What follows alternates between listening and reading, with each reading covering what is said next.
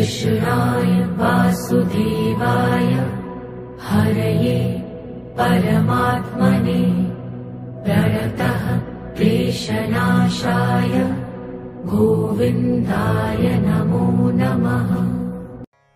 अग्न्यश्च श्रद्धानश्च संशयात्मा विनश्यति नायं लोकोऽस्ति न परो न सुखम संशयात्मनः।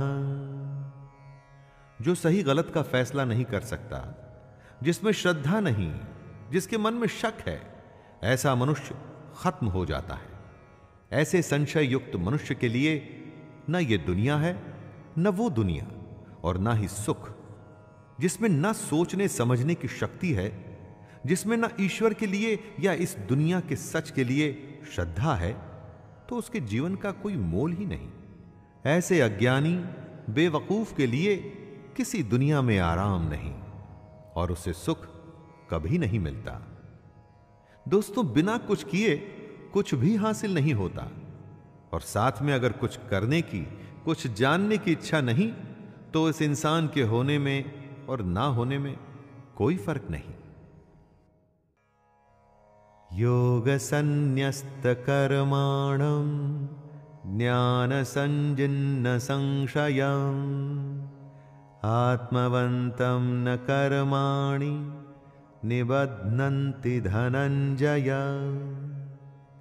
हे धनंजय, जिसने कर्म योग के तरीके से अपने सारे कर्मों को भगवान को चढ़ा दिया है और जिसने विवेक के द्वारा अपने सारे शक खत्म कर दिए हैं, ऐसे मन को वश में किए हुए पुरुष को कर्म नहीं बांधते।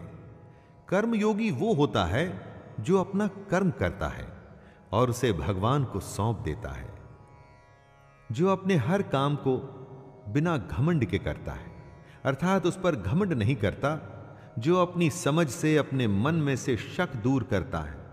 अगर शक में रहेंगे ना दोस्तों, तो कभी कोई फैसला नहीं कर पाएंगे, और जो अपने मन पर विजय हासिल कर लेता है, उसे भगवान का ज्ञान जानने से कोई नहीं रोक सकता।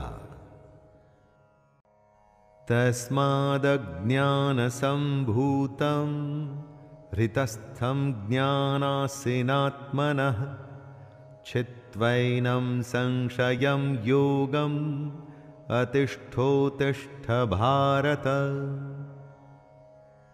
हे भरतवंशी अर्जुन, इसलिए तू हृदय में स्थित इस अज्ञान से होने वाले अपने शक को विवेक रूपी तलवार से काटकर कर्म योग में स्थित हो जा और युद्ध के लिए खड़ा हो जा।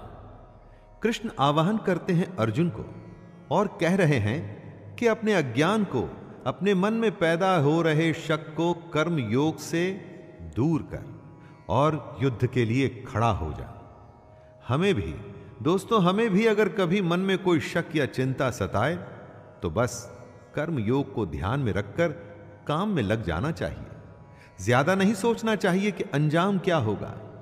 काम करके उसे भगवान को सौंप देना चाहिए, बस। तो दोस्तों, ये गीता का चौथा अध्याय था।